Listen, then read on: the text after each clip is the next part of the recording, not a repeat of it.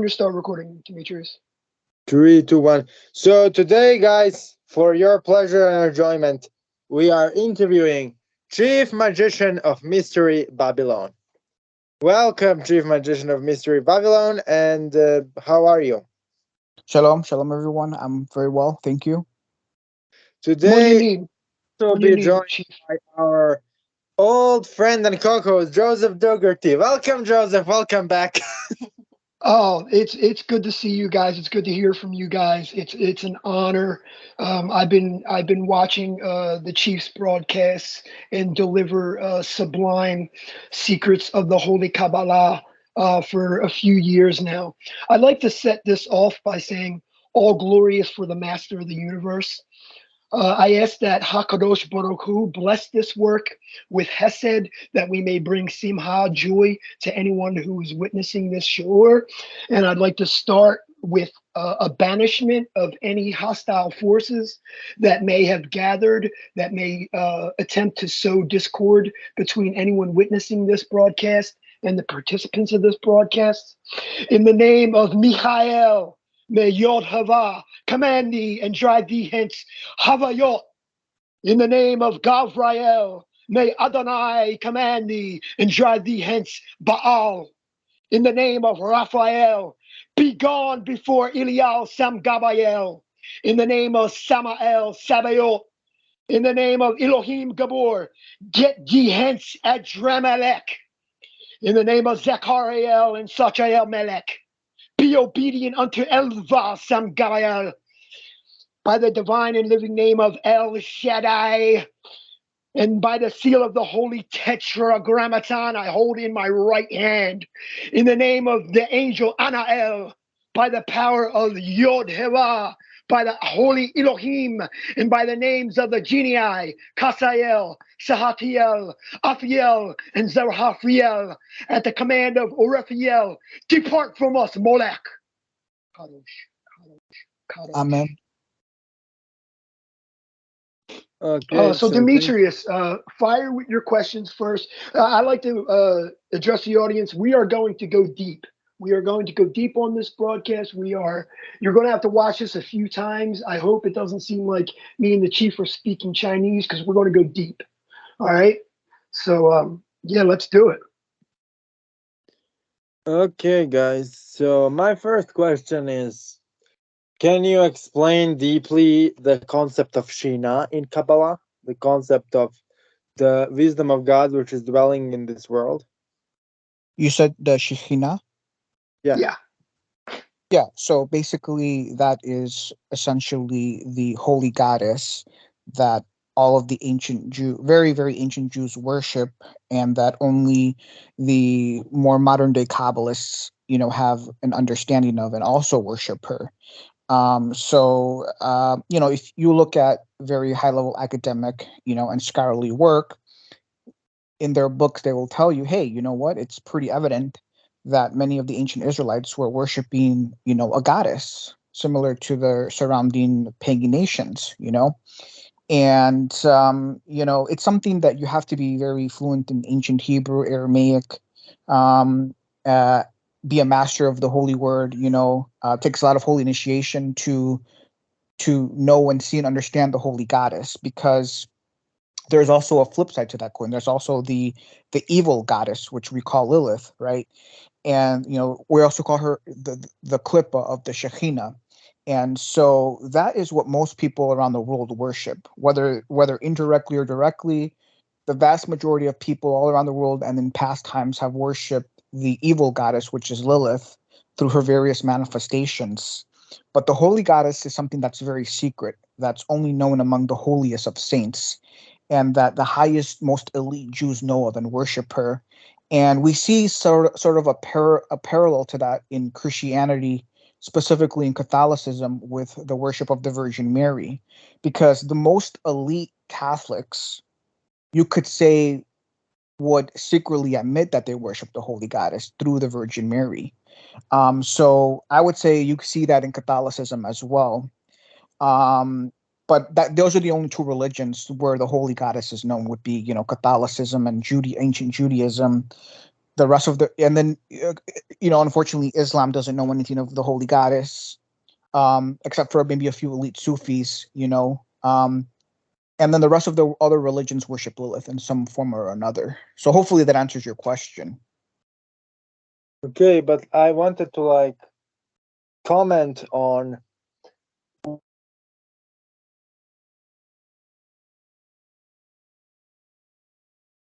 You froze, Demetrius.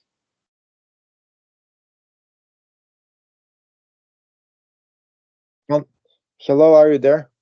Yeah, we're you here. froze. Yeah, I froze for a second. So how the one can like start contemplating her wisdom? So essentially, in order to be initiated, right, it takes many, many years, and the foundational text that will open you up to her and bring her and bring her presence is the Zohar, right?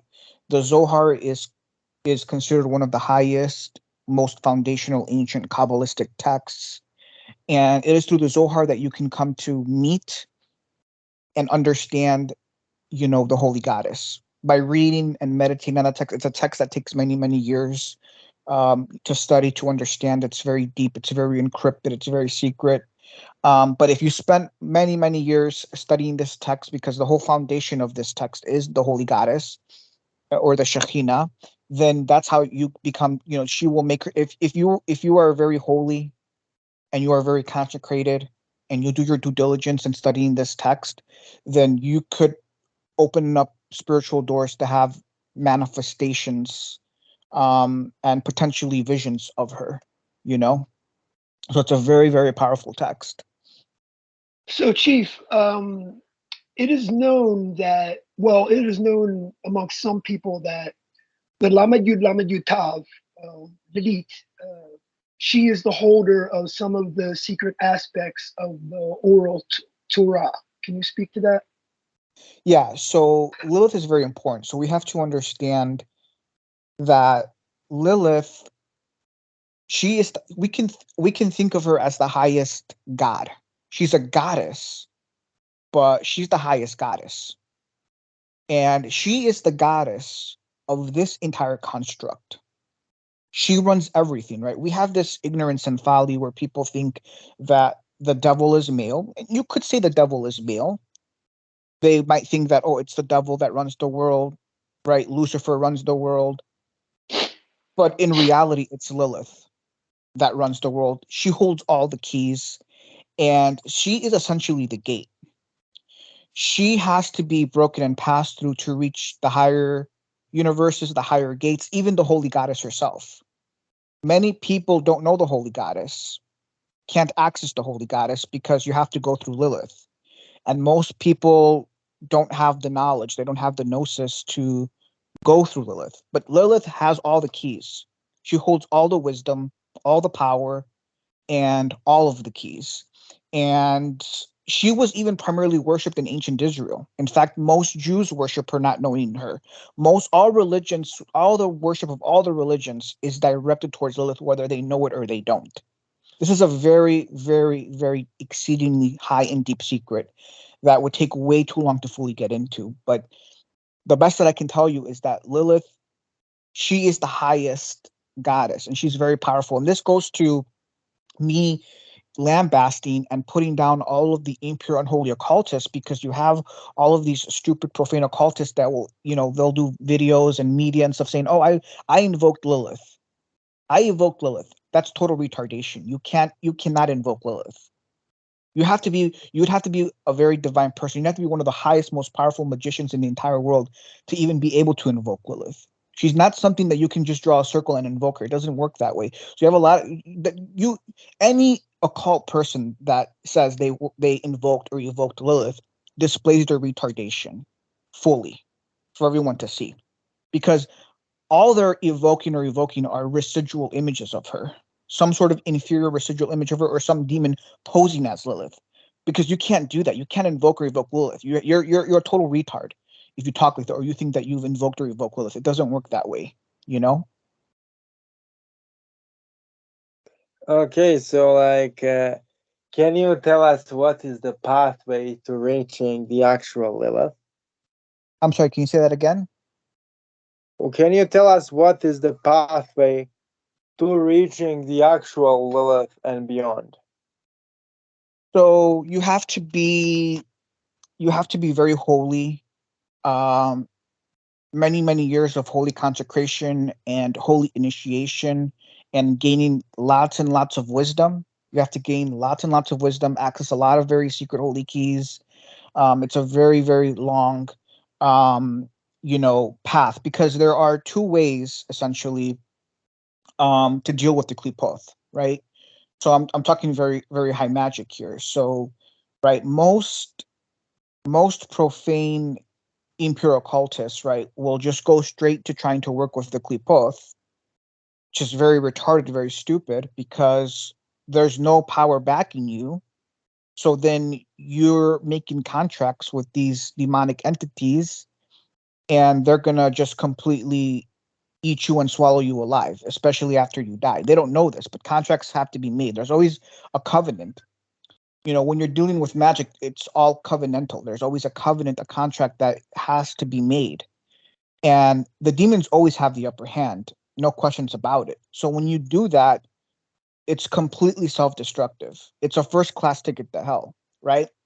The other way that's unknown to all these impure and holy occultists is that when you worship the highest, holiest God, right, he's going to take you through the klipoth. It's a multi-year process of initiation where you're going to have to pass the pathways of the klipoth. It's very painful. It's a very nightmarish, painful path, but you have God guiding you, and protecting you during that path of initiation. That's the correct way to go about it, because the klipoth must be traversed, they must be broken, and there's a proper way to do that. But the impure and holy occultists have no knowledge of this. They have very low SQs, right? I find, generally speaking, among occultists, generally speaking, they have very high IQs. But just as important as the IQ is, so is the SQ, the spiritual quotient. And unfortunately, the vast majority of impure and holy occultists have very low SQs, very low spiritual quotients, which doesn't really help you much, in terms of spirituality. Fantastic stuff. Go ahead, Demetrius. So my third question is this, right? So what is the relationship between Lilith and the most holy names of God in your experience? Well, as I said earlier, right, we have the holy goddess, right? The holy goddess, by definition, is a virgin. What does that mean, right?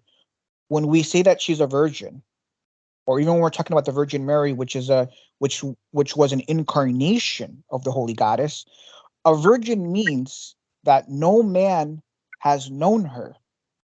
We need to take this very literally, because what that means is that truly, amen, amen, no man knows her. The vast majority of people in this world have never seen the holy goddess, don't even know who she is, don't even know that she exists. Because as it says in ancient Proverbs, there's a very powerful, very super primordial oracle in Proverbs that says that the maidservant has overtaken the maiden or the mistress. And since the beginning of time, Lilith has usurped the role of the holy goddess. She has become the face of the holy goddess. So when we're talking about the divine feminine, and the worship of the divine feminine, the whole world since its beginning has only known that through the lens of Lilith, because she has, as it says in ancient Proverbs. I don't have the chapter and verse at hand, but there's a chapter and verse in Proverbs that says, hey, the maidservant has usurped the mistress. Okay. And so Lilith is the klippa, right? We say she's the klippa of the holy goddess. So she's like the garment of the holy goddess. She's like her face, so to speak. In this construct. So that's sort of the relationship that you have. Hopefully that answers your question.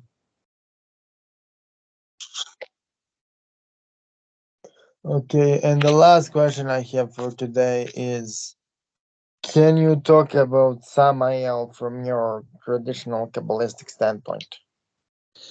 Sure. So, right. So essentially, you know, I'm an ancient Gnostic, and when you get into the highest, most elite levels of the occult and magic, you come to understand that the highest grandmasters are all Gnostics, and there are two levels to that. You have the real holy Gnostics, which are very rare, like myself. They're very, very rare. There's only like a handful of them in this last generation. And then you have what are termed the Luciferian Gnostics, which um, is an oxymoron if you're truly intelligent. So we teach in ancient Gnosticism that, you know, Samael, we call him Samael. He has many names, right? The God that runs this whole construct has many titles and names, right? We can call him the devil, we can call him Lucifer, and we can call him Samael. Samael is one of his names.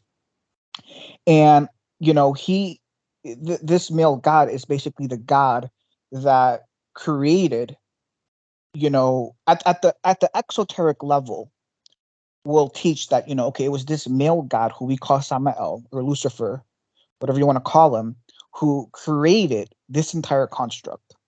He created hell as well, and he runs the whole construct. On the esoteric level, as I revealed to you the great secret a little bit a while ago, I was actually Lilith. The real highest arcanum is that it was Lilith who created this world, created this construct, and she created hell. She runs the whole construct. In, you know, as a partner to Samael, because they're married, so to speak. They're partners, okay? But she's on top, right? She's the whore that rides the beast, right? She's on top. It's not the normal holy relationship where the man is on top. It's inverted, so the woman is on top. She's the divine harlot that rides the beast, okay? And so that's what we teach, right? That's one level. Now, when you get into the highest levels of the highest, most esoteric levels of the Kabbalah, right? You come to understand that really Samael is a multidimensional being, and there are many levels to him. This is what's taught in the Zohar. There's a very, very, very highly esoteric secret passage in the Zohar that reveals this, that says, hey, you know what? It says in the Zohar, there exists Samael, and then there exists Samael. I mean, it's hinting, it's telling you, listen, you think there's only one devil, you think there's only one, no, there's many Samaels. This is a very great secret, right? So the Samael that everybody knows is the evil Samael. If you talk to the ancient Jews, the Kabbalists, they only know one Samael. And they will teach you this Samael, he's bad, he's evil, you know, he runs the world, he's the god of this world. That's just level one. There's many, many, many secret levels. Samael it is one of the highest, most powerful, most esoteric names. Now, your question is a question that I cannot answer in a few minutes, right? To obtain the whole gnosis would take many, many years of holy initiation to fully understand the entire depth and scope of this holy, powerful divine name that is Samael. Needless to say, yes, there exists an evil Samael, but there's also a holy Samael. This is a very great deep secret that isn't known, um, you know, to practically no one really. Okay, it's one of the highest secrets. Okay, and the Luciferians, the highest Luciferians, they don't know this, and they're very stupid and retarded when they call themselves Gnostic, because when we talk about ancient Gnosticism, right? What does it teach at its most basic core level is that the God of the Old Testament is evil, right? Now, who's the God of the Old Testament? The God of the Old Testament gave the Torah at Mount Sinai. And we teach this God is evil, this God is inferior. And so the Luciferians took that, right? The Luciferians, they didn't do their due diligence. They didn't do their full research, because if they did, they would not be stupid enough to call themselves Gnostics, because now they're like, okay, we had the most basic understanding. The God of the Old Testament is evil. The Torah he gave is obviously inferior. So if that Torah is inferior, right, and that Torah is telling you to do good, don't lie, don't kill, don't be a homosexual, then clearly, if this inferior evil God gave this Torah, this holy Torah, then this Torah is inferior and evil, because it was an evil and inferior God that gave it. So now we have license to do the opposite. So now they teach that, okay, the serpent, we also teach that the serpent in the Garden of Eden was good. But that's a very esoteric level to the parasha in the Torah. It's a very esoteric level that the serpent was good. We understand this. And the Luciferians understand this very well too. So now they pervert the whole ancient Gnostic understanding thing and say, okay, so the serpent's the good guy, the serpent is Samael, the Torah is inferior and evil, so now we can do whatever we want. The God of the Old Testament is evil, so we serve the devil, and we can be homosexuals, we can kill, we can lie, we can do whatever we want. But that's an entire nasty perversion of ancient Gnosticism, because ancient Gnosticism did not go that far in perverting its foundational truths. So that's why I say these the highest, most powerful Luciferians that call themselves Gnostics, it's an oxymoron. They're not really true Gnostics, because they don't know what's going on. They don't know who that serpent they don't really know who the serpent in the garden is, who's good. They don't really know his full identity, and they don't really fully understand what's going on with this inferior Torah that the demiurge gave. So there's a lot of huge gaps of understanding that they don't have, and for that reason they completely pervert the whole understanding of ancient Gnosticism to their own detriment.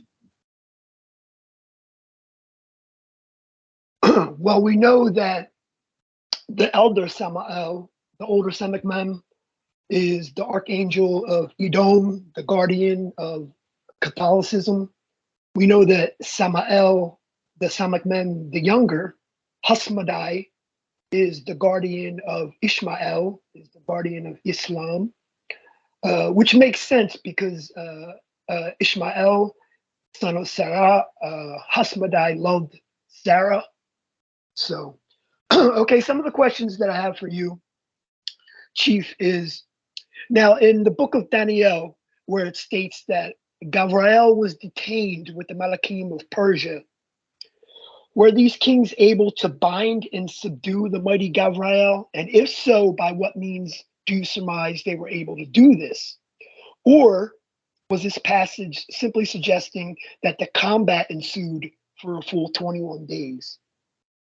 So there's many levels, right?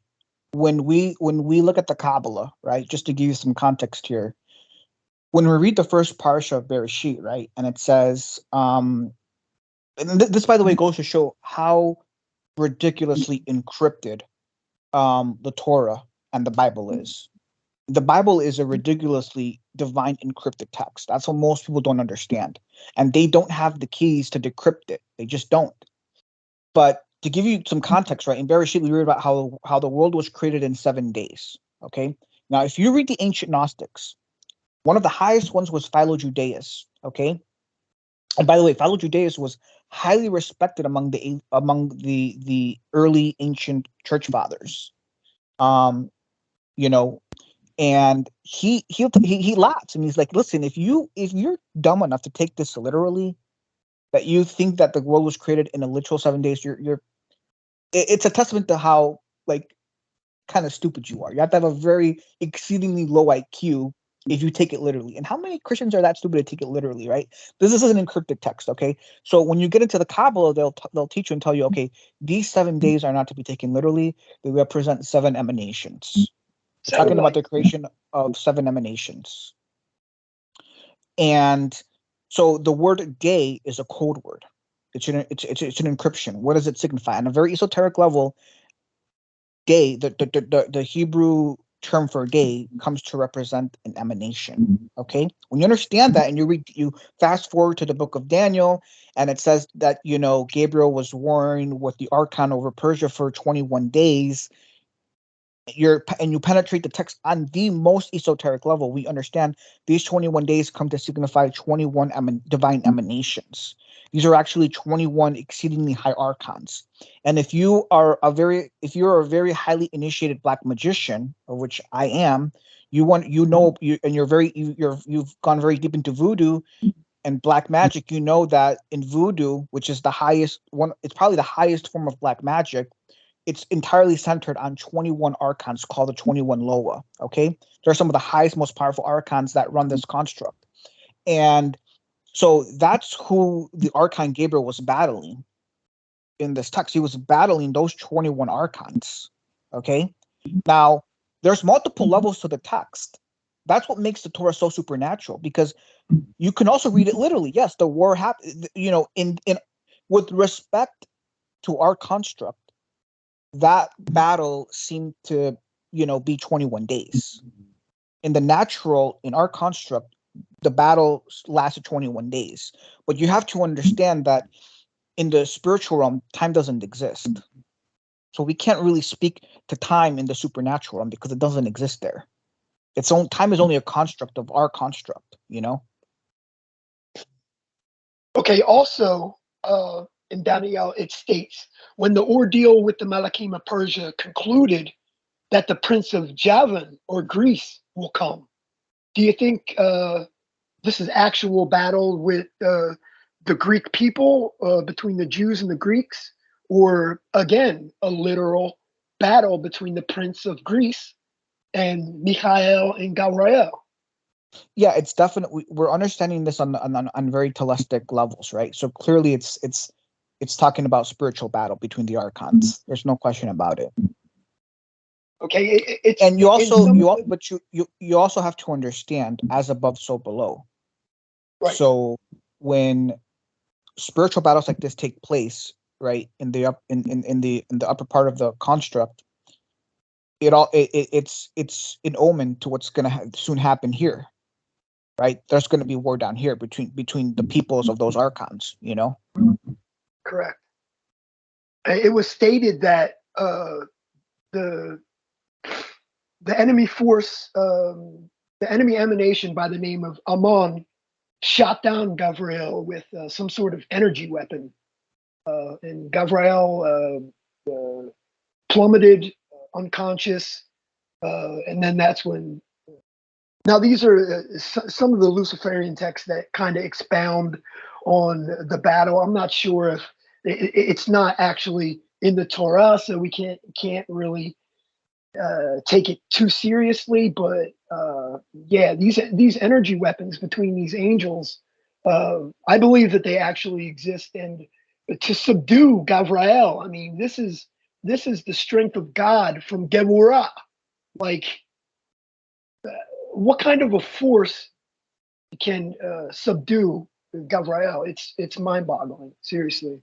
You can't really subdue Gabriel. Is such a highly mighty archangel that he can't be subdued. When he comes on the scene, he subdues. You can't. Right. You have to understand that our entire construct is clophathic in nature, and all of the surrounding spiritual entities, all the way at the highest level from Samael and Lilith and below, it's all clophathic. And the higher gods, the real true highest gods, are so powerful. They have complete total control of this entire construct. They have complete and total control of Lilith and Samael. So they trump any Klippa any day. So, I mean, can the Klipot put up a good fight for a good while? Yes. But in the end, they're going to be subdued. One way or another. So we know that Zevul is the guardian of Shari Da'at, all the gates of all knowledge and divine wisdom, and that all forces and powers reconcile themselves above the first supernal triad of the Ari configuration on the Tree of Life. What is unclear is if Da'at is positioned above or below the first supernal triad. The diagram that you display on your channel places Da'at above, which alludes to the genitalia of the master of the universe. It's so what you're alluding to is the Ari configuration is counterfeit. Yeah, so this is very important to understand. Okay, this is why I'm the chief magician in the Mystery of Babylon. Okay, because what people don't understand is that long, long, long ago, before the esoteric wisdom was transmitted and revealed, it was corrupted. The Zohar has errors in it. The esoteric diagrams are not original, they are corrupted images. The entire foundation of the Kabbalah is in great error, and there are exceedingly, exceedingly high errors. This was purposefully done by the grandmasters so that the holy esoteric order, which I belong to, you could separate and you could know who belongs to the order and who doesn't. Anyone who doesn't have the gnosis, you immediately know they do not belong to the order. And the same thing was done with the same thing was done in the Luciferian domain as well. All of the grimoires, all the black magic, it was all corrupted. Totally believable, because most of the sephers and articles, essays, books written um, from the forces of the other side of holiness are, it's just, if you don't know how to permute Zaruf, you will not get it's chaff. You won't get anything out of it. A lot of the books, you have to be, like you said, you have to be at a high degree of holiness. You have to know how to permute, or you're not. You're going to mispronounce the names. These entities are going to come. They're going to look. You should now, to anyone listening, don't fuck with black magic if you don't know what you're doing. If you go out and buy a book, like say the current 67, which is Adramelech's current, and you try to go and say some of those divine names in that book, which are all Saturnian divinities, they will turn your world upside down. The time will not exist. You're absolutely right. So I can say this because, one, I belong to the Merovingian bloodline. I'm a direct descendant of King David, and I come from a very long royal divine bloodline. So I have access. I've been given access. Hashem showed me. He's the one who showed me. He's like, listen, here's what's all that's wrong. Here's everything that's been corrupted, and I'm going to show you the true original forms and archetypes of everything. And this demonstrates the vast stupidity and retardation of all impure, unholy occultists. Right? How many occultists have gravitated towards the Keys of Solomon for the past few centuries, in their stupidity, not realizing that the Keys of Solomon, as they're known today, they're not the real true originals. Those are corruptions. And that's just one of many examples. Okay, so you've stated that the Arizal, the holy Ari, the lion Yitzhak Gloria, is a Gilgul, or reincarnation of Yeshua ben Yosef. He is. And it was not, and just to go back to your previous statement, it wasn't the Arizal that corrupted everything, because the Arizal didn't write anything. The guy was secret. I wasn't implying that the Arizal. Yeah, he was so secret. It was Chaim Vital, his chief disciple, that hid a whole bunch of crap. So to finish my question, you alluded that Yitzhak Gloria is a Gilgul, reincarnation of Jesus Christos. Yeah. And you're implying that the Lord. So what I'm getting is you're implying that the Lurianic Kabbalah wears the garment of Esau. You don't. That it's a Christian doctrine. It's essentially, if you were to reach the highest, most esoteric levels of the Lurianic Kabbalah, which, by the way, I reveal a huge chunk of those levels in one of my books. I published a book where I literally revealed the highest, most esoteric levels of the Lurianic Kabbalah. And when you understand that, you will immediately see that it is ancient Gnosticism at its core. And once you see that, you will see the immediate connection between the Arizal and Yeshua, because Yeshua was the highest Gnostic. He taught Gnosticism. He was the highest Gnostic, and those core Gnostic beliefs are hidden and inherent in the Lurianic Kabbalah. It's very highly Gnostic, and that's the connection. That's the link. So the holy Arizal was Mashiach. in his generation, like the He was, 15. yes. That is believed by all Kabbalists. All the highest Kabbalists will tell you that. It's not just me. So I recognize you as a natural leader. And believe me, I'm not disparaging you at all with this next question. This isn't focused directly at you. But you have hailed Moshe Mendelssohn as a figure to be followed, saying that Bene Israel should conform and blend in with the secular society. So my question to you is, who are we conforming for? The master of the universe, Hashem is the master of the universe, not the FBI, not the CIA, not the United States government. So now, it's also prescribed to obey your Elohim, or the Elohim that's appointed over your nation. So we know that the Samek Mem, Samael, is the archangel of Edom. He's the archangel of the United States of America. So who are we conforming for? The Samek Mem or Hashem?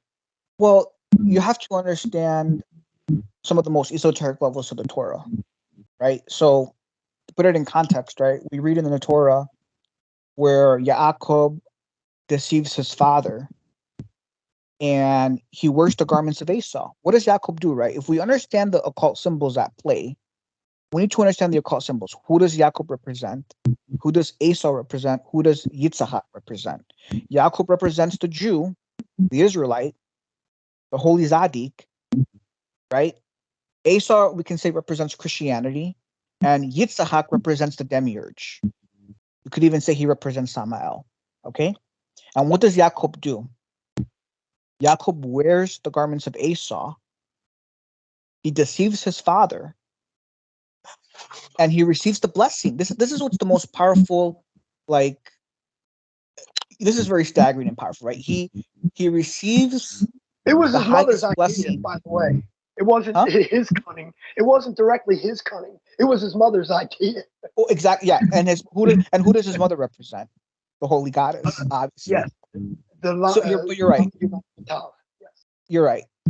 But this is what's really awesome and powerful is that he receives the highest blessing via deception. And on the most teleptic level, we can understand this as the Jew is disguising himself from the devil, the demiurge, so that he can receive the blessing because the Jews are hated. They've been hated since the beginning of time. All the nations of the world have been jealous of them and hated them for being the chosen ones. And the Jew, in his cunning, says, you know what? I'm going to disguise myself so that they don't know who I am. And that's what Jacob does. And Moshe, it's believed that he was a Frankist. He's a very, very highly illuminated, initiated Jew. He understood these mysteries, and that's why he was telling the Jews, you need to conform, you need to assimilate, disguise yourself, be smart, don't be stupid, you need to be, the Jews are known for being some of the wisest, most cunning, subtle people. We're like serpents. And when I see a Jew who doesn't match that, it's like, are you really a Jew? Because a true Jew, like I'm a true Jew, I'm extremely cunning. I'm one of the most cunning, subtle, serpentine persons you will ever meet. I'm freaking wise as hell, okay? That's a true Jew, okay? That's how you operate. Okay. So can you elaborate a little bit? Now, what I'm about to ask you is a very highly guarded secret amongst mystical Kabbalists. And I doubt you will, but I'm going to shoot for it, okay? Can you elaborate on the specifics and the contents of the Pulse of the North? Well, that's just a very, powerful curse that, some Kabbalists have the knowledge to do. But the thing is that I wouldn't attribute so much power to it, because when it's done in context, it's done when God can easily move. Okay, so like when you see something that is very ungodly, right? is usually when it gets done, and then at that point you've already got God's attention, right? So like the last time it was used with with the Grandmaster, Yitzhak Kaduri, right? What was going on in context, right? Like you had one of the leaders of Israel giving away land to the enemy, right? Like you don't do that. Like this is God's land. Like you got to be really, really effing stupid to do something like that. Like at that point you're poking God in the eye, right? If you poke God in the eye, what do you expect to happen, right? Like if I poke God in the eye, and then I pray to God, like God, you need to react. You need to do something. Like, do I really need to pray to God to do something? He's just going to react, and it's not going to be pretty, right? And then if on top of that, if I do a curse, if I say I'm going to do a curse because you poked God in the eye, I mean, it's like you're already, the curse is like it's really not so much extra now because like you already poked God in the eye. What do you expect? You kind of see what I'm saying? Yes. So continue. Why? What happened after he was giving away land for the audience? Well, he died. I mean, the curse worked. I mean, God punished him. You could say it was the curse, but at the end of the day, God's going to act. You don't do that. You don't play around with God. They actually filmed it. So they filmed the Zadikim and Rabbanim actually performing the Pulse of the Nora, and shortly after, yeah. And so this, I'll give you another powerful example, okay? Because this is a highly guarded secret, right? If you go back to Abraham Abulafia, 12th century, he killed a pope through very high holy magic. This is something that's not very well known, right? Abraham Abulafia was a direct descendant of the ancient Essenes. He had some of the highest keys of Gnosis, especially in magic. And he was able to use that to kill the Pope when against him in that generation. Like he was not playing around. He had meetings with high-level clergy he had meetings with some of the highest, most powerful level people in the Catholic Church, and he warned them, he's like, I'm not playing around here. This is not a joke. And the Pope ended up dying. He ended up killing the Pope. This guy was a high servant of God. There's certain Kabbalists you don't want to, even with me. Somebody messed with me early on and they got taken down big time by God. I had a very powerful person, very high up in academia, that got completely just ashamed and taken down because she messed with me the wrong way.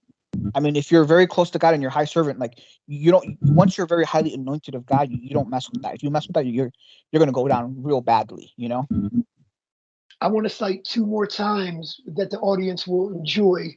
So this is similar to the curse that was uttered by Moshe against the Egyptian soldier that had extreme carryover and hatred and was beating the Jewish slave.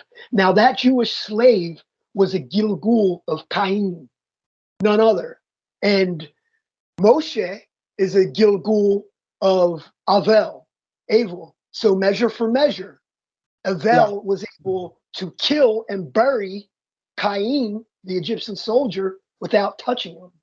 Yeah, that's yes. Yeah, that's very esoteric Lariana Kabbalah that you're revealing there.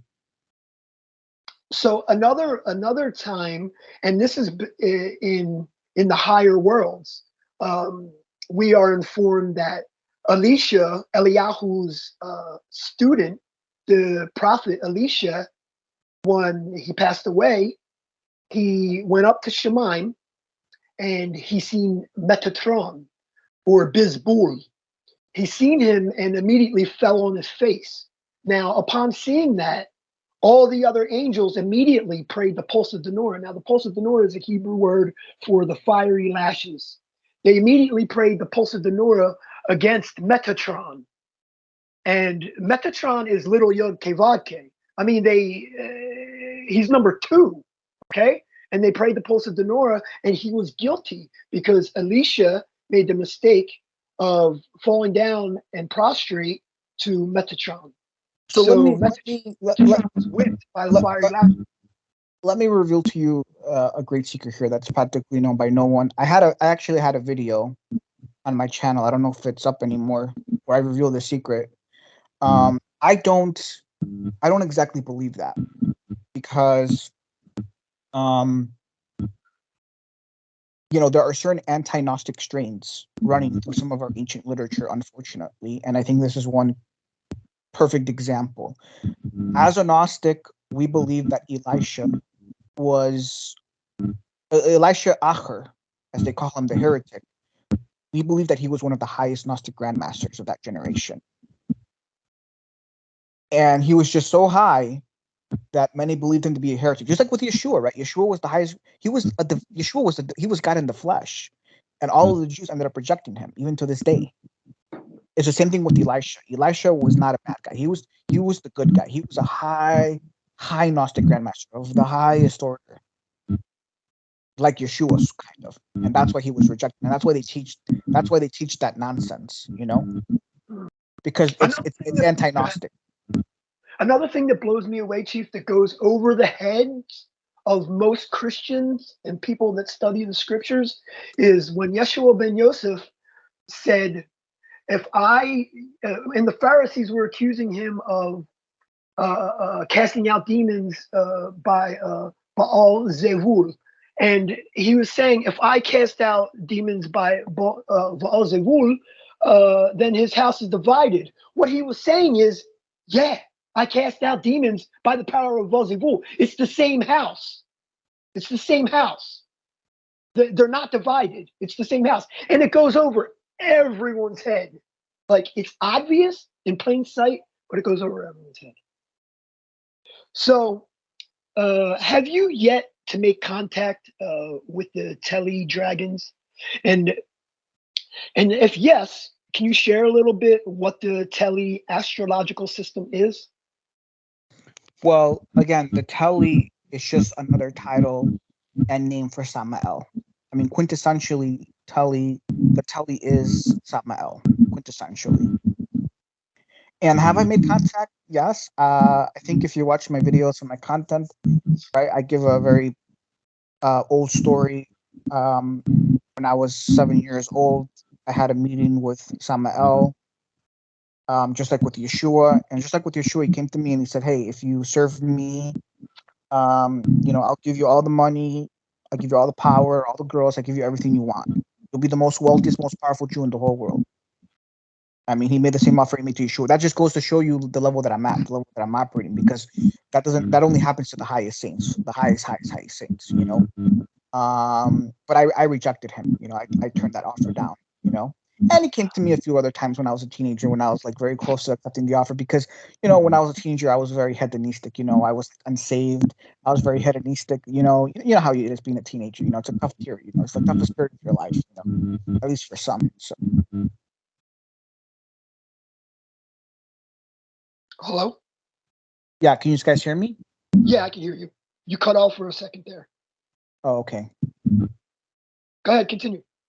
Yeah, so I mean, those are some stories. I mean, currently now, I'm just traversing the Klipoth as a saint, breaking the Klipoth so I can reach, so I can eventually reach the Holy Goddess. So I'm working with I'm breaking the highest Klipoth, right? Like I got Lilith attacking me from every angle. I'm Lilith. I'm on Lilith's, like I'm literally like number one on Lilith's like shit list and hit list. I'm that much of a threat to this world with everything that I know. Okay. So, Chief, why did Hashem burn with anger at the Jewish people for becoming downcast at the negative report of the spies?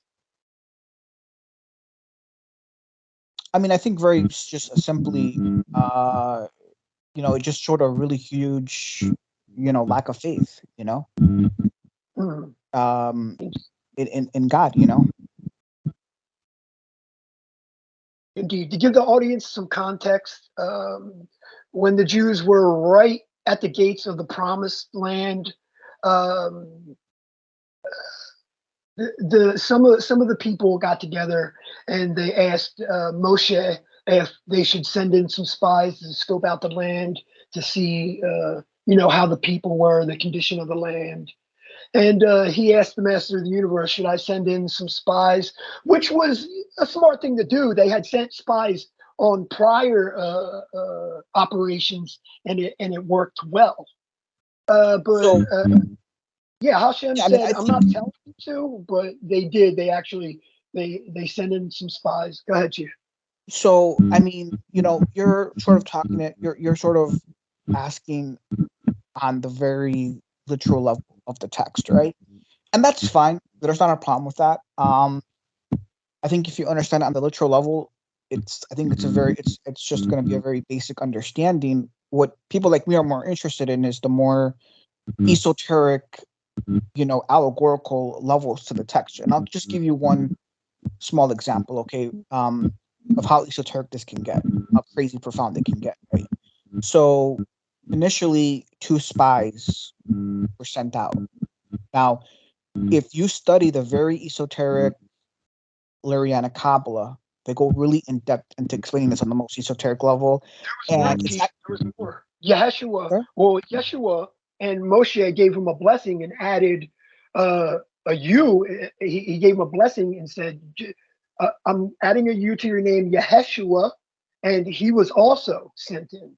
So go ahead. Yeah, but I want to get in. I want to get in here and just slightly reveal, one of the most esoteric levels to this. So this is really expanded on the most esoteric level in the Lariana Kabbalah, and only a slight hint is given in Sifra Nuta, which is the most esoteric book of the Zohar.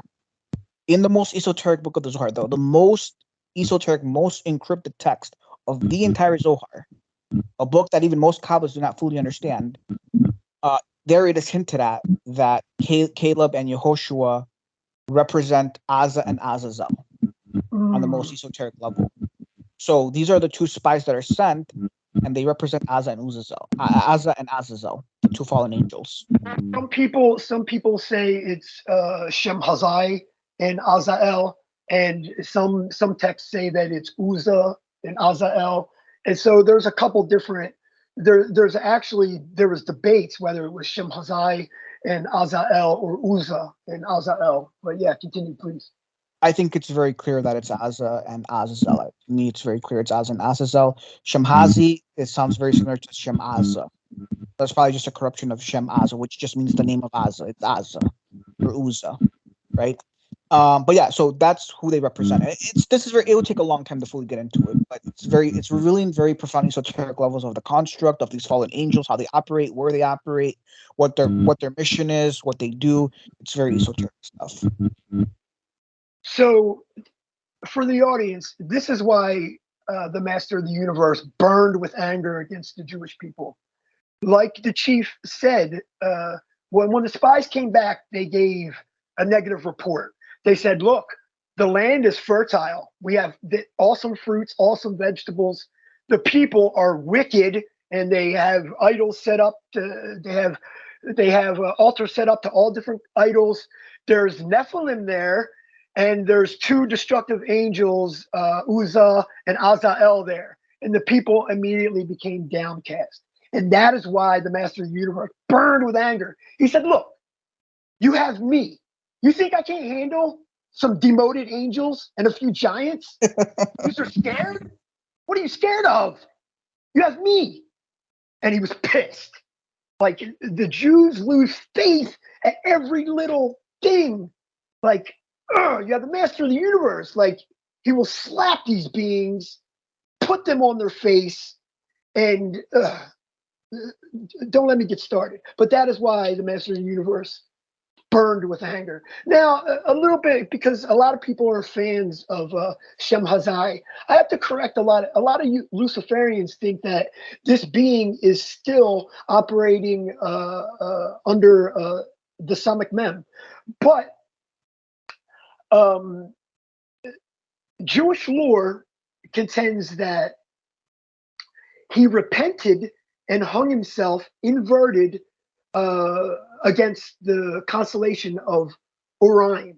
And since he performed penance, Shem Hazai regained some of his prior station. He was not totally forgiven, but he is not with he's not going to give you gnosis with the 200 fallen watchers. Okay, so what you guys are communing with, this crazy monster called Shemyaza, it's not him, guys. He performed penance, and as far as I know, is still hanging inverted on the constellation of Orion. What happened was he fell in love with Ishtar, and she said, I will give myself to you if you tell me the name of God. And he said, I'm an angel. You cannot resist me. And these angels, Lilith and Nama, there's many texts that go on and say how Azael and Shemhazai were completely like little angel boys, completely manipulable, and they use.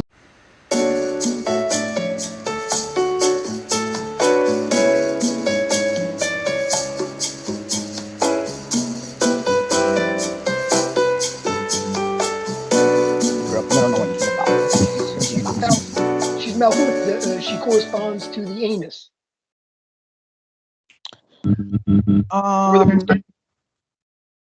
I mean, I would say Lilith more corresponds to the anus. Well, you said that the Klipothic tree is completely counterfeit, but they have Nama is the goddess of the black earth, and if you look at the tree of death as your body, the black earth is the anus, and Lilith is Yesod, which would be the genitalia, the vagina. But Lilith is not Yesod though. She has a Yesod. Lilith has a Yesod. She has a phallus. That's how they have her listed on the Klipothic tree. But the Klipothic tree, here's the thing. This is what I was trying to explain earlier, right? No one has a true complete knowledge of the Klipothic tree, right? The Klipothic diagram is completely incorrect. I have a video, right? I just did a video where I was hinting at this. The most recent video I just uploaded like a few days ago, I'm literally hinting at this in the whole video. Like, you dummies, you Luciferians and Satanists are so idiotic and stupid and retarded. You don't even know that the Klipothic tree is not even correct. There's nothing correct about it. Like, what the f are you working with? You don't know what you're working with. Like, you guys are retards. Where are we at on time, Demetrius? This video has been fucking awesome. Excuse my language. Packed with knowledge. Yeah, but like here is the thing, guys. So basically, I like short part of the video, so I wasn't able to listen to what you were saying. And so, because the guest is so well educated and informed, I would ask to extend this interview a little bit longer for the sake of my own selfish curiosity and the audience. And there is something I would like to discuss. 4 questions only. Go ahead. So basically, I am like interested in something. Through conversing with Klipothic spirits, I kind of asked them where they came from, basically. And there is only one answer which they give to me. And that's that they came from the left side of God, from the impure parts of his body. So can you elaborate on this specific sentence? Left side of God, impure parts of his body. So what this means according to you? Sure. So first of all, you shouldn't be working with Klipothic spirits. That's very bad. I mean, it's not good. You shouldn't be doing that. But I'm surprised they gave you the correct answer. They're correct. They do come from, you could say the left-hand side of God, which everyone knows the left, in accordance with the left-hand path, which is deemed Luciferian and Satanic. And they came from Geburah, because Geburah, in the Kabbalah, it is taught that Geburah is the origin and root of all of the Qlipoth. And you could say that, but technically it's not correct, because the source of all of the Qlipoth is the Holy Goddess, right? You have to study ancient Gnosticism to fully understand what's going on, right? Everything that is evil came out of what the Holy Goddess did. Long, long, long ago. If we can even say that, because time doesn't apply in those spiritual realms. But if you study ancient Gnosticism, it will teach you, hey, what the Holy Goddess, it tells you about what the nature of the Holy Goddess, what went on long, long ago in the spiritual realms, and something happened, and that's how evil was born, and that's how all the Qlipoth came to emerge. In fact, the Samael and Lilith were born from the Holy Goddess, and then from them was born, all of the Qlipoth, So Okay, and so can I it's like also try to? something very interesting that is that in the Kabbalah it is also taught that Malkuth is on the left side, right? It's very interesting. This is a very high profound secret, because if you look at the tree of life diagram, Malkuth is in the center, yet throughout all the Kabbalistic texts they teach that she's on the left, that she's Gebura, so to speak, you know? Okay. Yeah, I trust Demetrius's gnosis. I've been friends with. We were partners. Um, we um, we practiced a lot of the same Okay, current. so So yeah, I trust. Some of the answers that these spirits give are cryptic, though. They kind of just give you a little taste, and your mouth waters for more knowledge, for more knowledge. So You can't completely trust them, because no, no. they usually will deceive. They'll give you a little bit of truth mixed with lies. Like when we're talking about, like, let's talk about like the highest Luciferians. I'm talking about like the actual Illuminati. Like I'm talking about like the 10 Lucifer. This is a great secret. I don't think anyone knows, but there's literally like 10 Luciferians that run the whole world. I'm talking about when you're like at that level of serving Lucifer, um, and you're having constant contact with Lucifer. He doesn't give you the whole truth, right? Because I know what they believe. I know how they talk, and it's very interesting because they're very close to the truth. In some cases, they're like 1 millimeter away from the truth, but that millimeter of lie, that tiny minuscule of light that they have, is enough to be a first class ticket to hell for them. That's how dangerous the game is. So I mean, you know, I'm doing this because I want to redeem. My goal is to educate a lot of these impure, unholy occultists that are profane and doing things they shouldn't be doing, right? Because I always go back to SQ, right? If you're doing black magic, working with these clephathic spirits and entities, like that just demonstrates a very low SQ, because you shouldn't be doing that, right? I don't want to sound bad. I don't want to sound disrespectful. I don't want to sound like I'm putting them down, but like at the same time, right, you need to be educated, right? At some level, you need to be educated so that you know what's right, what's wrong, what you should be doing, what you shouldn't be doing, because you shouldn't be doing those things, you shouldn't be working with clephathic spirits and talking to them. You're opening demonic gateways. Contracts are being made, you don't even know are being made. I mean, it's just really bad.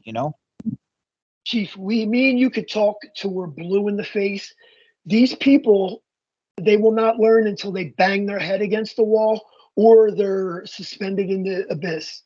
Now, I will say one thing to the audience. The master of the universe, Arik Anpin, is long suffering. He's very patient, but his patience is not inexhaustible. He will bring you to your crushing point if need be. Okay. But that being said, it is not meant that any wicked person shall perish. Yeah. So our God is not our God is not a hard God. These radiations, these solar flares that enter our mind and tell us lies like we have that we have a hard God is not the truth. So I have two more questions. We're a little bit over an hour. We try not to run too much over an hour. Demetrius doesn't just to have the audience's attention through the whole video. So, Chief, can you propose a practical method for waging combat with the Metrakraim or the Sarim and the Erev Rav? And can you explain a little bit to the audience just what and who is the Erev Rav? Erev Rav? So I guess some practical tips for spiritual warfare is, you really need to know what holiness is, right? To consecrate yourself, right? Like, don't lie, don't commit adultery, you know, don't do sexual immorality, don't be looking at porn, don't masturbate, right? Like just basic, conscience things. Like your conscience says, hey, don't do these things. You got to be good, you got to be holy, and you spend a lot of time in prayer, using the holy divine names, praying, get a good siddur. A lot of meditation and prayer, I think, is one of the highest and most powerful keys to spiritual warfare. Is just praying and having having a very close relationship with the Mashiach of Israel. That is the gate. That is the power. Because the Mashiach, he's the highest God in this construct, and he's the one that can completely protect you from all bad things. So you're really, as the Christians, the one thing they have very right is you have to have a very close personal relationship with Jesus, with the Mashiach, and that is just it doesn't get any better than that. That's the most powerful thing you can do. You'll always be protected, and just pray and be holy. And it's very simple. It's nothing complex, right? A lot of times the impure, profane people, they think it's all this methodical, complex stuff. I gotta do this circle and all this and da da da, and all this, legalistic bastard type of stuff. I mean, with the Holy God, it doesn't work that way. He's very simple. He's very grounded, very simple-minded. It's nothing super complex. It's something things that anyone can do. If they put their mind to it. And add some discipline. So this is it. There's a war going on here. Now listen to me for the audience. There is a war going on outside that no one is safe from. Can you explain who the Erev Rav is? Sure. Yeah. So you're right. There is a war going on, and we're in constant spiritual warfare, and that's why it's my mission is to deliver this gnosis. Especially, I'm called to impure occultists and Luciferians and Satanists because I have a complete knowledge of the occult, and I know everything they believe, how they operate, how they think. Even the most highest of all Luciferians, I know what they believe, what they think, how they operate, and a lot of times it's just that they're just a little off. Like if they could just meet somebody like me who can just teach them and show them the way very easily. If they're really true to themselves and honest and objective, they'll immediately turn from their ways. Like, you know what? Wow, I didn't know all of this. This is very profound, deep gnosis. I didn't know it. And then once they know it, they're like, okay, you know what? Now I realize what I'm doing is wrong, and let me do the things the right way. Like when I was telling you earlier about the Gnostic understanding of the highest Luciferians, how it's an oxymoron, how it doesn't make sense, how it's all incorrect. It's something that can be easily fixed by just having a simple conversation with the highest Luciferians and telling them the correct understanding. It's very powerful. It could be enough to set them on the right path and have them repent and do tikkun.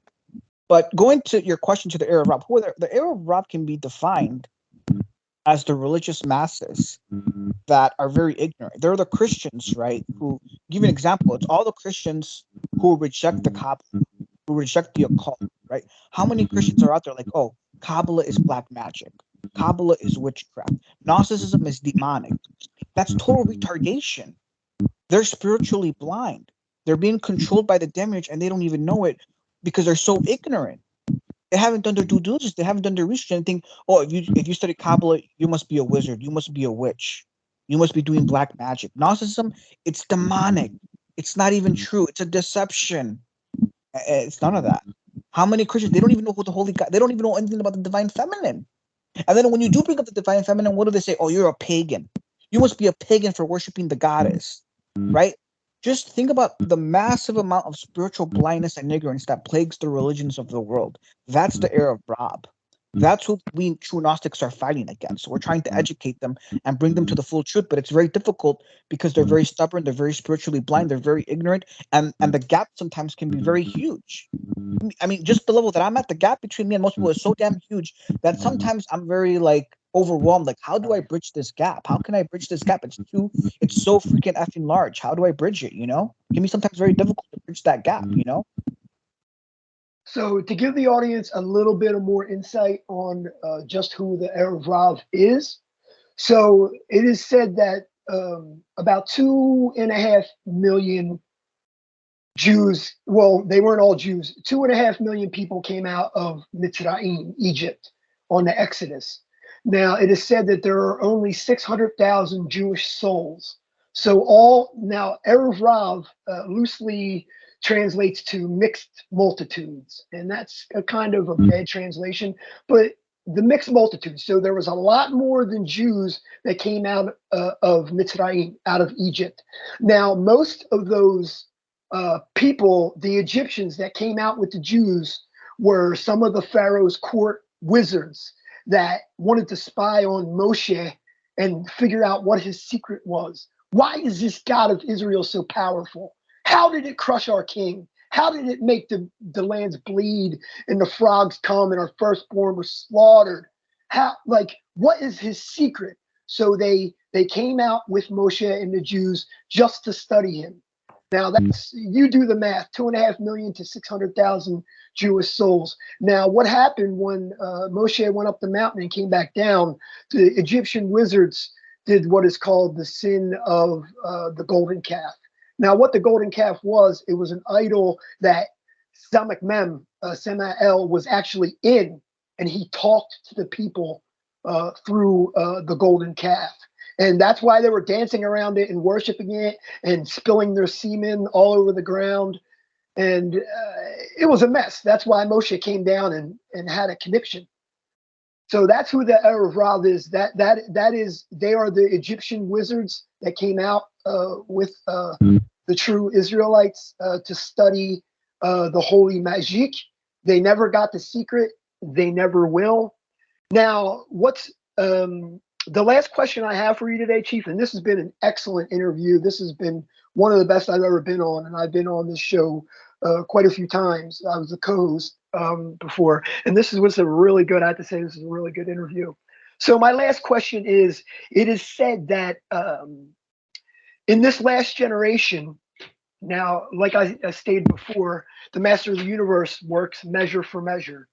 It is stated that Hitler, Stalin, all of the great enemies of the Jews have been reincarnated in this last generation. They've been thrown into bodies.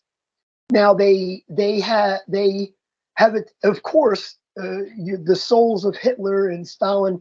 They immediately rose to top levels of political theaters. So these are the people, the top Luciferians that run the world. These are the Gilguls that have reincarnated in this world, and they are going to be made an example of.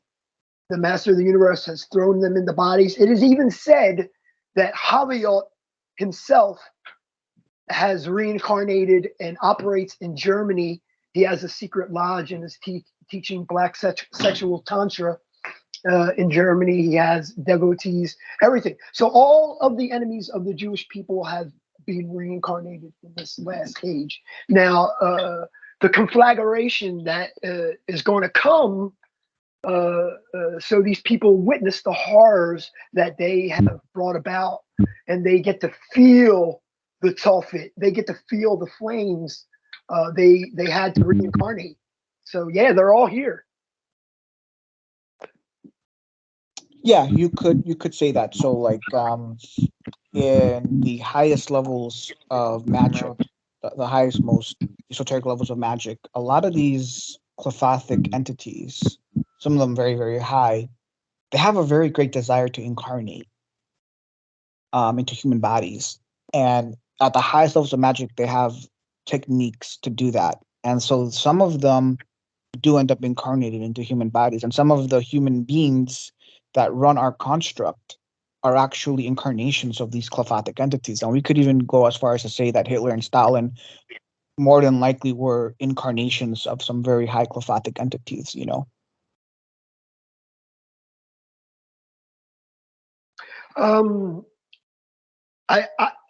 So I've heard this confirmed by quite a few people, and you're not going to like this. So it is said that Jacob Frank is a Gilgul of Mephistopheles. Can you speak to that? Confirm or not that, because that's one of the original rebel angels right there. I wouldn't I wouldn't say that, so to speak, because the real truth of the matter is that Yaakov Frank was a Gilgul of Mashiach ben Yosef. He was a reincarnation of Jesus, Jacob Frank. He's a divine spark of Jesus. Does the Mashiach come in every generation? Because that's a lot. I mean, you said that the Holy Ari was a Gilgul of Yeshua. I mean, Yeshua ben Yosef or Yeshua ben David?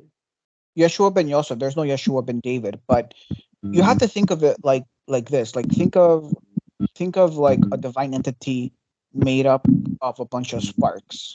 Okay, so think of the Mashiach ben Yosef as made up of, like, let's say 100 sparks, right? Yeshua was maybe like 25 of those sparks incarnating. The Arizal was maybe like 10 of those sparks incarnating. And Yaakov Frank was maybe like another 25 of those sparks incarnating. It's kind of like that. And then there's smaller sparks that incarnate every generation, right? Like you may have like one spark or 1/4 of a spark incarnate into human being in one generation. I mean, that's how kind of how it works. If you got to think about it kind of like that. Okay, so regarding this entire like conversation is really insightful. But Danny would like to ask a question. Oh, I don't want to Yes, be on camera. Danny, you are not on camera, dude. Just like ask Yes, a I question.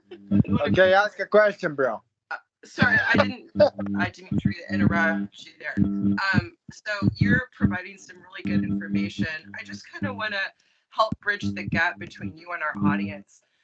And I want to ask you to talk a little bit about things in a way that they can really grasp, because obviously most of our audience is not Gnostic or Jewish for that matter. So what I want to ask is simply, can you share some of your personal experiences with pure revelation, your conversations with the divine or with divine entities, and perhaps even things that you experienced firsthand spiritually that were not something that you could discover in any scripture, something that surprised you? Sure, I'll answer that question. But before I do, I just want to briefly just address something that I think Andrew was saying, whatever. So when you were talking about Jacob Frank being an incarnation of a rebel angel, from a Gnostic standpoint, the highest holiest saints can be thought as rebels. We are rebels because we are rebelling against Samael. We're rebelling against the God of this world, right? The God of this world is evil. He wants to enslave humanity and keep them ignorant. And we are rebels in the sense that we're like, no, we're not going to submit to you, damn it. We're not going to worship you. And we're not going to submit to you. And we're not going to play your game of making us be ignorant and slaves. So from that standpoint, yes, we are rebels.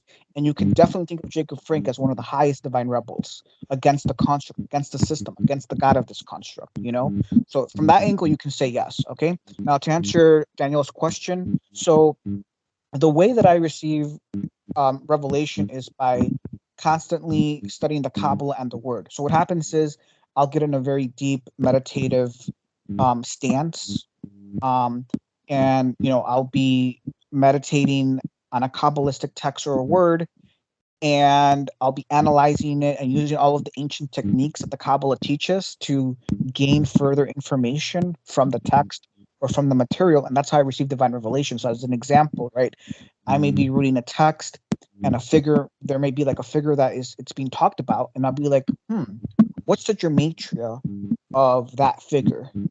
And I'll calculate the gematria, and then I'll look at what other gematrias are equal to it. And then when I look at those other gematrias, I'm able to form, a sort of picture or understanding, like, okay, all these gematrias are related. All these concepts relate to this figure. And then as I'm thinking and meditating, I get more divine. I sometimes get naturally and even supernatural information about what I'm reading about. And I'm like, okay, now I'm putting all these ideas together, right? But I have to calculate gematrias. I have to use, decryptions, whether it's various techniques of the Kabbalah to like decrypt things, like get the gematria of a word, permute the word, things like that, that allow me to further penetrate the information at hand to get even deeper information, right? So that's a natural way that I get even more information, more esoteric information. But also sometimes I'm meditating and I'm reading, and then God can speak to you, right? God can talk to you. You'll hear an audible voice, which will be God or the Mashiach. There have been times when he'll speak to me telepathically. God will literally speak to me telepathically, and I'll receive thoughts from him. Like he'll literally implant thoughts into my mind. They're not my thoughts. I know that they're coming from a foreign alien source that's God. And he's talking to me. He's like, these are my thoughts I'm giving to you, and it's extra divine revelation. That I'm like, wow. Or I'll get dreams where sometimes he'll show me, I'll have dreams where he'll talk to me. Like, recently, Jesus showed up to me in a dream and he was teaching me holy magic. He was doing holy magic and he was teaching me how to do it, so I'll have powerful supernatural things like that, So there's many ways that God is infinity. He's infinite. There's no, he's not in a box. There's so many ways that he can deliver to you supernatural divine revelation, and these are just some of the ways that he's given me supernatural divine revelation, because much of my gnosis comes from him. The reason why I am who I am is because I had to connect to him for him to give me all this extra gnosis that no one else possesses, Have you ever encountered some of the more minor figures in the Bible? I've had that happen on occasion where some of the sons or more minor figures have come to me with teachings and instructions. Like Methuselah came to me and said, prepare when all be known by man. No, that hasn't happened to me, but it's very possible. I mean, it doesn't surprise me that could. I know other people that has happened to. Like, I know holy saints where like Abraham has come to them and give them prophecies, divine information. Eliyahu is a big figure in the Kabbalah that comes to a lot of Kabbalists to give them divine revelation. So that can happen. In fact, when you get to the highest levels of the Kabbalah, you understand that some of these biblical figures are gods in the flesh, right? Like, my understanding is that like Abraham was not just any man; like he was God in the flesh. Yitzhak, he was God in the flesh. Jacob, God in the flesh. Enoch, God in the flesh.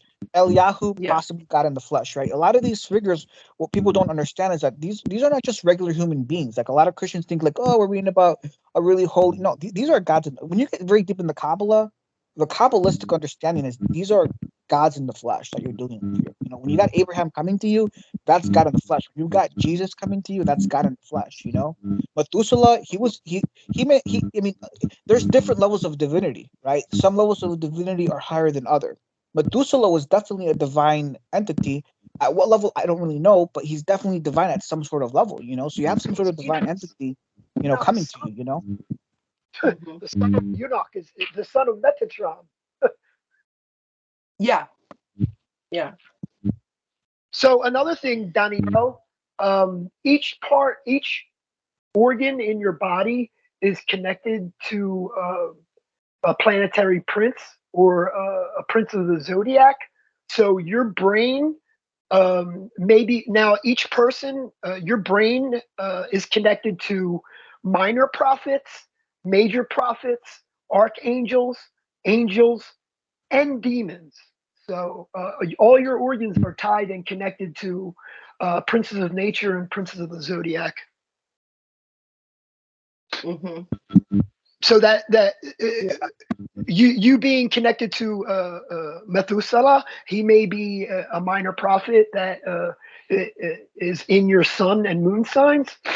But yeah, I mean, conversation. Yes, I mean, sometimes when spirits speak, they talk about like this person was born this many degrees from this star. So what's your sign, real quick, Danielle? The astrology part of this is very interesting. Danielle, what's your sign, real quick? And I'll just give you a quick example before we end the call. We don't want to keep Chief all day. We've taken up a lot of his time, but just to give an example, what's your sign? Sun in Gemini, Scorpio rising, Moon in Aries. We'll say Gemini. Chief, if you have anything as we're closing, Chief, can you please tell the people how they can find you and the books that you have available? Sure. So I have a blog, and maybe you could put a link to the blog in the description. And on my blog, there's a link to my YouTube channel. And then on my blog, at the homepage, there's a link to all of my published books. So you could purchase my books, there. And on my blog, I have a lot of encrypted posts. These are my most juiciest, most esoteric, highly confidential, super esoteric material.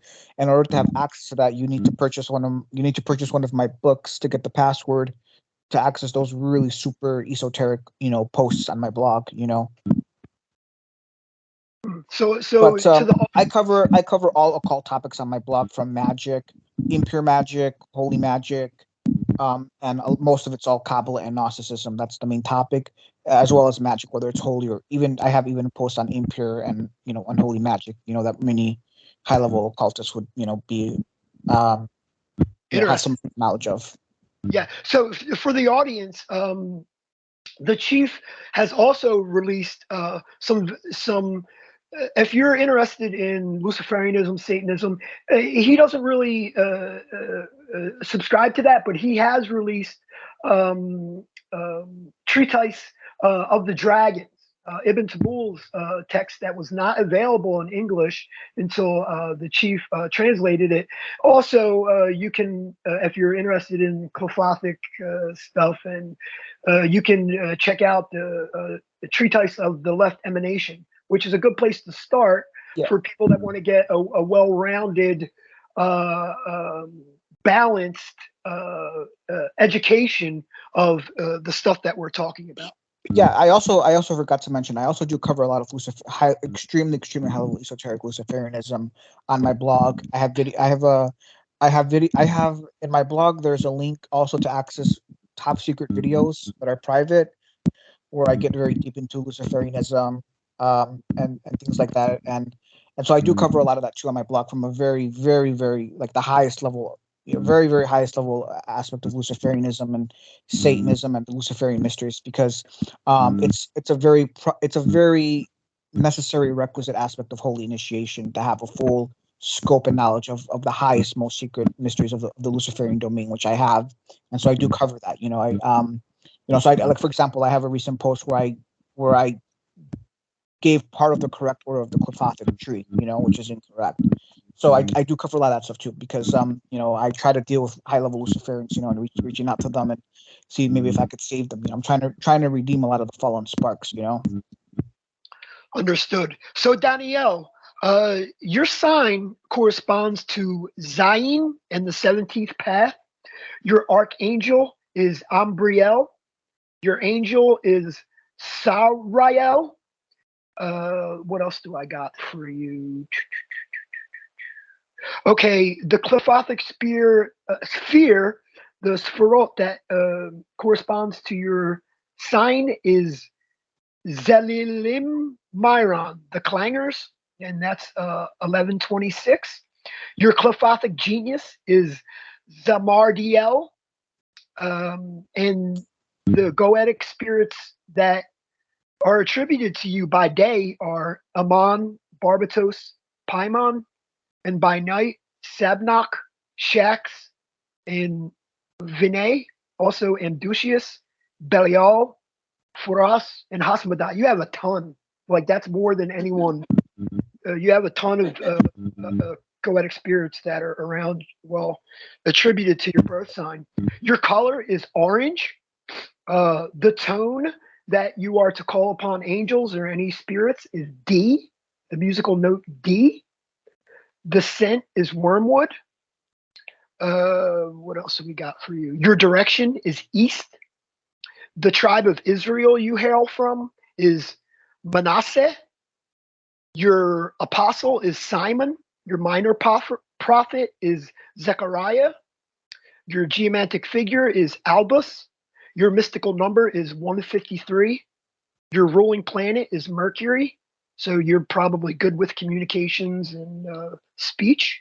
You're exalted in Mercury. Your detriment is Jupiter. And your descending node, again, is Jupiter. So if any of that information helped you, awesome. But I just wanted to... that's really good. I'll play this back for sure. And some of it sounds quite accurate. So, But yeah. let me just add, right? Like, if Daniel, if you walk the holy path, with all due respect, everything he just said is meaningless if you walk the holy path. Trust me. Irrelevant. Yeah, and this comes out of the Kabbalistic Encyclopedia, but that's just the information they have for you. As far as it names tribes of Israel, I don't even know, not everyone hails from a tribe of Israel. So that's kind of odd that they tie that to sun signs, but yeah. But I mean, it's all meaningless if you walk the holy path, because we have a very ancient teaching that if you walk the true, straight, narrow, holy path, then astrology has no effect on you. You're not bound to astrology. you know, I've had gnosis at times where, I mean, I've heard spirits say that we used to be aligned to stars specifically. Well, that's the lower construct. That's the lower celestial vault. If you want the angels to kind of direct your life, so be it. You will be subject to the forces of nature and the princes of the zodiac. If you want the master of the universe to kind of direct your life, it'll go better for you. I guarantee you, it'll go better for you. But some people are dead set on letting the princes of the zodiac direct their life and kind That's of. only that you're right. That's only for impure. Unless you are an impure, profane person, then you are subject to the astral forces, and then that will have relevance. But if you're a holy child of God, then you are not bound to the astral forces, and astrology is completely meaningless, has no effect, and you can't touch you. You know. Which is absolutely correct. Also, if you guard your brit, you do not spill your semen. This goes for guys and girls.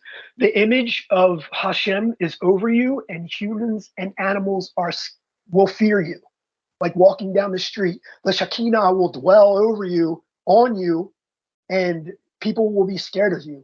They won't know why, but they'll be like, Amen. she is something holy, and I'm not going near her. Amen. Amen. Well, you're talking about like transcending dirt animals, I guess.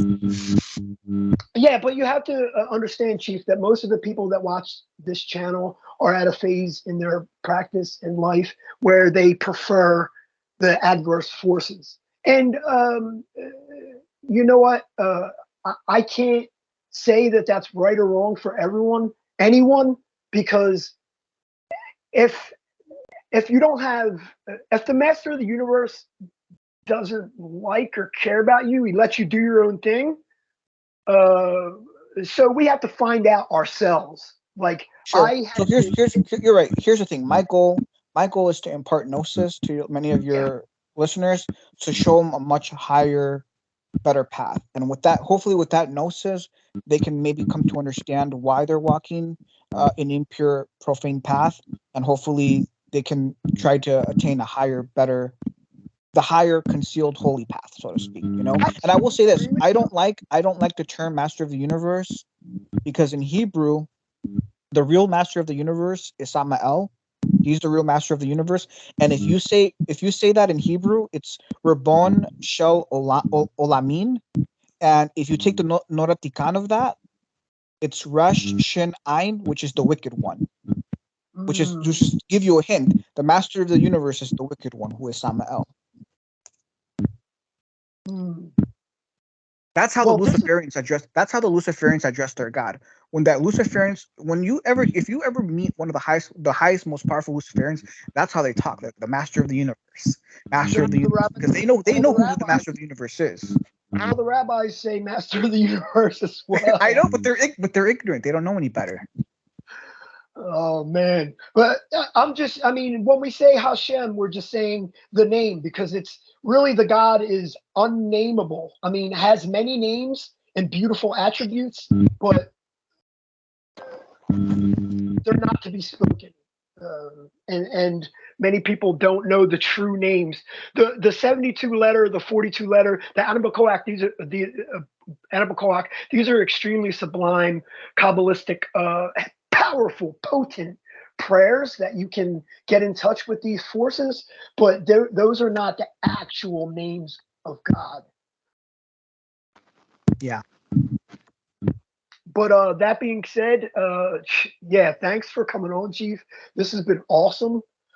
Danielle, Demetrius, thanks for having me back on for this one. I really wanted to speak to this gentleman, and this has been good. I think the audience is going to enjoy this, even though some of the terminology is, a little bit different than probably what they're used to.